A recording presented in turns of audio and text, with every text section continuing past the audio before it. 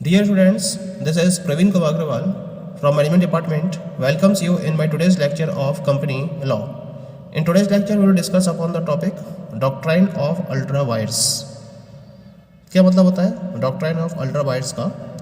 Ultra vires को हम दो पार्ट्स में ब्रेक कर सकते हैं, अल्ट्रा प्लस वायर्स। अल्ट्रा का मतलब होता है बियॉन्ड और वायर्स का मतलब होता है powers.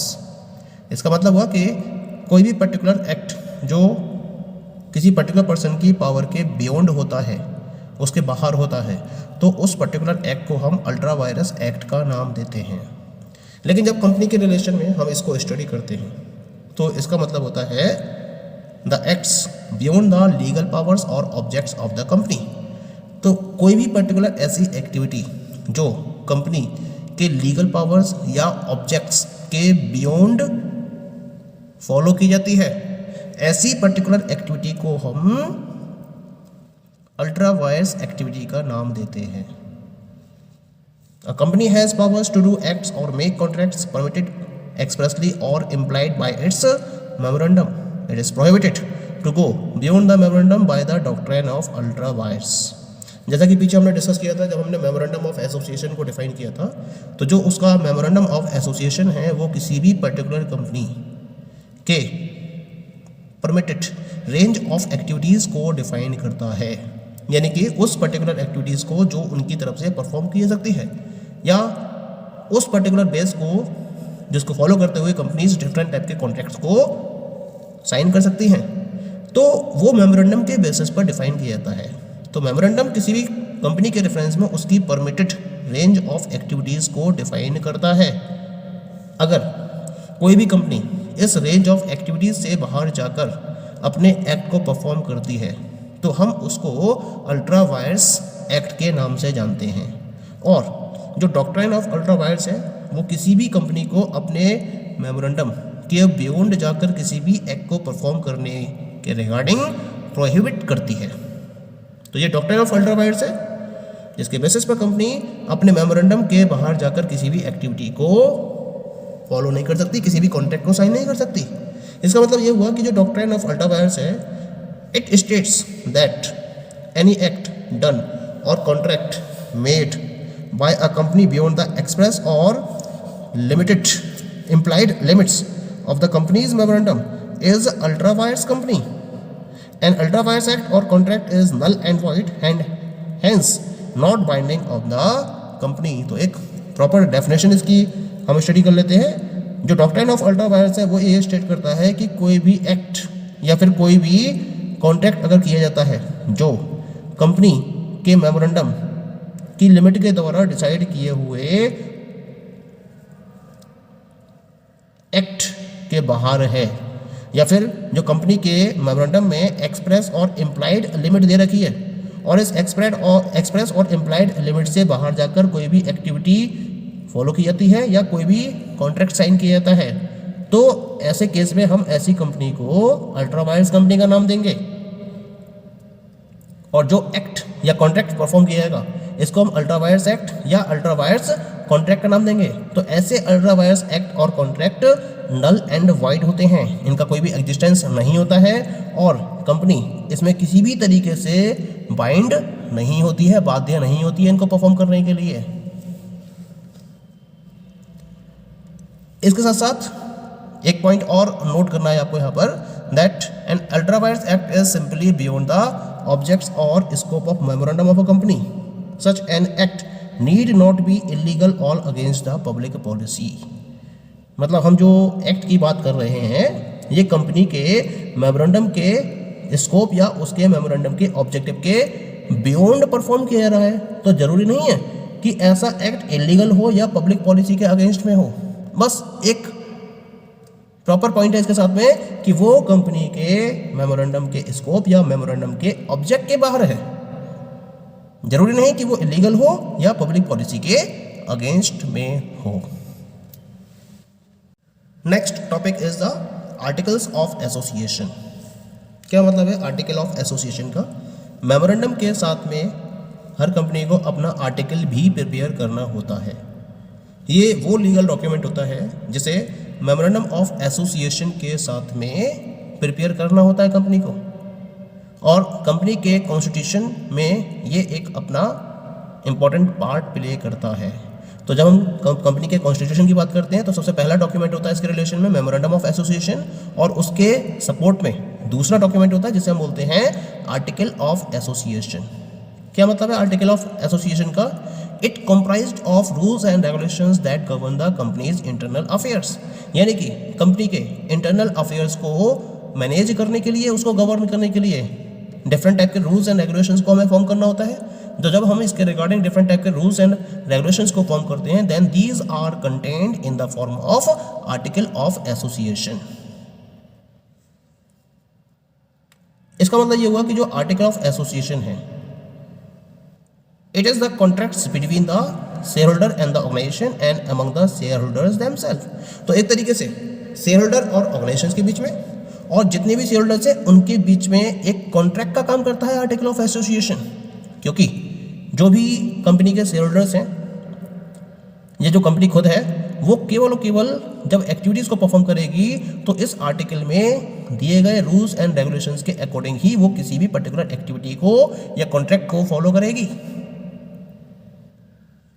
This document offer the manner in which the share are to be issued, dividend to be paid, the financial records to be audited, and the powers to be given to the shareholders with the voting rights। तो बहुत सारे decisions इसमें finalise किए जाते हैं, जैसे किस तरह से शेयर्स को इश्यू किया जाएगा। पब्लिक कंपनी के रेफरेंस में अगर आर्टिकल ऑफ एसोसिएशन डेवलप किया जाता है तो यहाँ ये डॉक्यूमेंट ये बताएगा कि शेयर्स को किस तरीके से इश्यू किया जाना चाहिए। अगर प्रॉफिट अराइज होता है तो उस प्रॉफिट में से शेयर होल्डर्स को डिविडेंड को पे करने का तरीका क्या रहेगा, किस तरीके से डिविडेंड्स पे किए जाएंगे, क्या क्या प्रोविजंस रहेंगे इसके रिगार्डिंग, किस तरह से कंपनी के फाइनेंशियल रिकॉर्ड्स को ऑडिट किया जाएगा, इसके रिगार्डिंग क्या क्या प्रोविजंस रहेंगे, या किस तरीके से शेयर होल्डर्स को उनके वोटिंग राइट के रिलेशन में पावर्स प्रोवाइड की जाएंगी, इसके क्या क्या प्रोविजंस रहेंगे। इस तरह से और भी डिसीजंस हो सकते हैं या और भी मैटर्स हो सकते हैं जिनके बेसिस पर या जिनको किस तरह से फॉलो किया जाना चाहिए, उनके प्रोविजंस को डिफाइन किया जाता है with in the article of association of the company. तो इस तरह से आर्टिकल ऑफ एसोसिएशन कंपनी के डिफरेंट इंटरनल अफेयर्स के रिलेशन में जो भी डिसीजंस फॉलो किए जाने हैं उनके रिगार्डिंग क्या क्या प्रोविजंस रहेंगे, क्या क्या रूल्स एंड रेगुलेशंस रहेंगे, उसको प्रॉपर्ली स्टेट करती है। तो फाइनली हम एक वे में इसको कंक्लूड कर सकते हैं that the article of association or AOA are concerned with the internal management of the company and aims at carrying out the objectives as mentioned in the memorandum. The AOA defines the company's purpose and layout, the guidelines of how the task is to be carried out within the organization. तो कुल मिला के जो article of association है ये company के internal management से related होती है। कंपनी के इंटरनल मैनेजमेंट को रन करने के लिए, उसको मैनेज करने के लिए, उसको गवर्न करने के लिए आर्टिकल ऑफ एसोसिएशन को प्रिपेयर किया जाता है। इसका पर्पस क्या होता है? मेमोरेंडम ऑफ ऑब्जेक्टिव में जिस ऑब्जेक्टिव को मेंशन किया गया है उस ऑब्जेक्टिव को कैरी आउट करने के लिए जो भी एक्टिविटीज़ फॉलो की जाएंगी और किस तरह से फॉलो की जाएंगी उसके बारे में प्रॉपर डिस्क्रिप्शन होता है इसके अंदर। ये कंपनी के पर्पस को डिफाइन करता है और किसी भी पर्टिकुलर टास्क के रिलेशन में गाइडलाइंस को प्रॉपर्ली डिफाइन करता है, जिस तरीके से इसको फॉलो किया जाना चाहिए उसके रिगार्डिंग गाइडलाइंस को जारी करता है ये article of association. In a total way company के इंटरनल मैनेजमेंट के अफेयर्स या इंटरनल अफेयर्स को मैनेज करने के लिए कंपनी आर्टिकल ऑफ एसोसिएशन को डेवलप करती है। Okay, the next topic is provisions of article of association. The article of association is comprised of following provisions, यानी कि यहाँ पर हम उन पर्टिकुलर एक्टिविटीज़ को डिफाइन करेंगे जिसके रिलेशन में आर्टिकल ऑफ एसोसिएशन में प्रोविजंस को डेवलप किया जाता है। तो वो कौन कौन सी एक्टिविटीज़ हैं? शेयर कैपिटल को अगर इश्यू करना है, या फिर कॉल ऑफ शेयर्स के रिगार्डिंग क्या प्रोविजंस रहेंगे, शेयर्स को अगर फॉरफीट किया जाएगा तो क्या प्रोविजंस रहेंगे, अगर शेयर्स को स्टॉक में कन्वर्ट किया जाता है उसके रिगार्डिंग प्रोविजंस, शेयर्स के ट्रांसफर के रिगार्डिंग प्रोविजंस, शेयर वारंट के रेफरेंस में, और शेयर्स को अगर सरेंडर किया जाता है तो उसके रेफरेंस में क्या प्रोविजंस रहेंगे।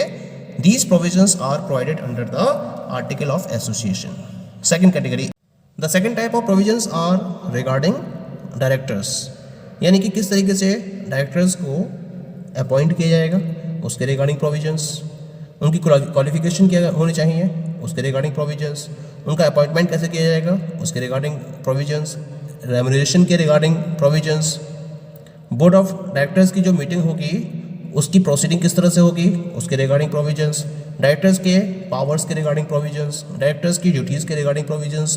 तो ये सारे प्रोविजंस आर्टिकल ऑफ एसोसिएशन में प्रॉपरली प्रोवाइडेड होते हैं। ठीक। Third category is about the share holders, यानी कि जो शेयर होल्डर्स हैं उनके वोटिंग राइट्स क्या होंगे, इसके रिगार्डिंग भी प्रॉपर प्रोविजंस को डिफाइन किया जाता है under the article of association. Poll के थ्रू क्या वोटिंग राइट्स रहेंगे, प्रॉक्सीज के क्या वोटिंग राइट्स होंगे, जनरल मीटिंग जो होगी शेयर होल्डर्स की उसकी प्रोसीडिंग के रिलेशन में क्या प्रोविजंस रहेंगे। तो इस तरह से इस कैटेगरी में शेयर होल्डर्स और उनकी जनरल मीटिंग के रिगार्डिंग प्रोविजंस को डिफाइन किया जाता है under the article of association. Next category is dividends and reserves के रिगार्डिंग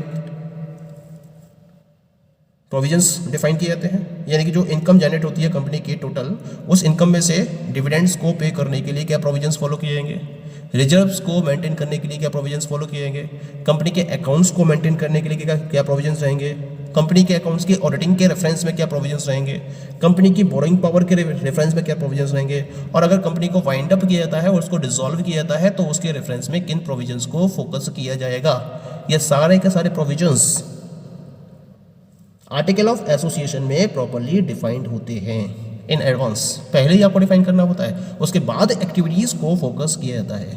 तो पहले आपको डिफाइन करना होता है कि जो भी मैंने एक्टिविटीज़ यहाँ पर डिस्कस करी हैं 4 कैटेगरीज में, ए बी सी और डी, तो इन कैटेगरीज में जितनी भी एक्टिविटीज़ मैंने डिस्कस करी हैं और भी एक्टिविटीज़ हो सकती हैं इसके अलावा भी, तो इन सारी एक्टिविटीज़ के रेफरेंस में आर्टिकल ऑफ एसोसिएशन में प्रोविजंस को स्टेट किया जाता है। Okay, now come to the next topic, companies required to file an article of association। ऐसी कौन कौन सी कंपनीज हैं जिनको अपने रजिस्ट्रेशन के टाइम पर मेमोरेंडम के साथ साथ आर्टिकल ऑफ एसोसिएशन को भी फाइल करना जरूरी होता है। तो यहाँ हम उन पर्टिकुलर कंपनीज की बात करेंगे। तो यहाँ पर कुछ क्लास ऑफ कंपनीज हैं, क्योंकि जो आर्टिकल ऑफ एसोसिएशन है that is not required to be filed by each and every company during the time of its incorporation, it is to be submitted by a particular class of companies. तो वो कौन सी class of companies है जिनके द्वारा article of association को भी properly file करना होता है अपने इनकॉर्पोरेशन के टाइम पर। The very first one is the unlimited companies, यानी कि जहां जो कंपनी में शेयर होल्डर्स की लायबिलिटी अनलिमिटेड होती है, ऐसी कंपनीज को आर्टिकल ऑफ एसोसिएशन फाइल करना होता है। और इस पर्टिकुलर डॉक्यूमेंट में जितने भी नंबर ऑफ एम्प्लॉयज़ हैं उनको प्रॉपरली स्टेट करना होता है, और जो शेयर कैपिटल की टोटल अमाउंट है उसको भी प्रॉपर डिफाइन करना होता है। सेकंड क्लास में आती है कंपनीज लिमिटेड बाय गारंटीज, यानी कि जहां कंपनीज, जिन कंपनीज में जो शेयर होल्डर्स की लायबिलिटी है वो लिमिटेड बाय गारंटी के अंडर में आती है, तो इसमें भी कंपनी को आर्टिकल ऑफ एसोसिएशन को प्रेजेंट करना होता है, सबमिट करना होता है, और जो डॉक्यूमेंट है it must satisfy the number of members with which the company will be registered. यहाँ ये बताना होता है कंपनी को कि कितने मेंबर्स के साथ में कंपनी को रजिस्टर्ड किया जाएगा, वो नंबर ऑफ पर्सन्स इसमें डिफाइन करने होते हैं। The third one is the private companies limited by shares. Her private company को आर्टिकल ऑफ एसोसिएशन को प्रेजेंट करने की रिक्वायरमेंट नहीं होती है, केवल उन प्राइवेट कंपनीज की बात करेंगे यहाँ पर जो लिमिटेड बाय शेयर्स हैं। The document must include the provisions restricting any transfer of shares, a limit of 200 members, and the prohibition of invitation to the public for shares purchase in form of stocks or debentures। तो यहाँ पर जो article of association present किया जाता है by the private companies limited by shares, उसमें उसको एक डॉक्यूमेंट अटैच करना होता है जिसमें उसे बताना होता है कि शेयर्स के ट्रांसफ़र के रिगार्डिंग जो रेस्ट्रिक्शंस इम्पोज होते हैं प्राइवेट कंपनीज पर, उसके प्रॉपर्ली प्रोविजंस उसने इसमें इंक्लूड करे हैं या नहीं करे हैं, 200 मेंबर्स की लिमिट को, और एक प्रोहिबिशन होता है इनके ऊपर कि ये पब्लिक से शेयर्स इश्यू नहीं कर सकते हैं पब्लिक के साथ में, और पब्लिक को शेयर परचेज करने के लिए इनवाइट नहीं कर सकते हैं। इसके रिगार्डिंग जो प्रोहिबिशन होगा उसका भी प्रोविजन इनको अपने आर्टिकल ऑफ एसोसिएशन में प्रोवाइडेड करना होता है। तो ये 3 क्लास ऑफ कंपनीज हैं जिनको आर्टिकल ऑफ एसोसिएशन अपने एक इनकॉर्पोरेशन के टाइम पर सबमिट करने मस्ट होते हैं। Okay, thank you.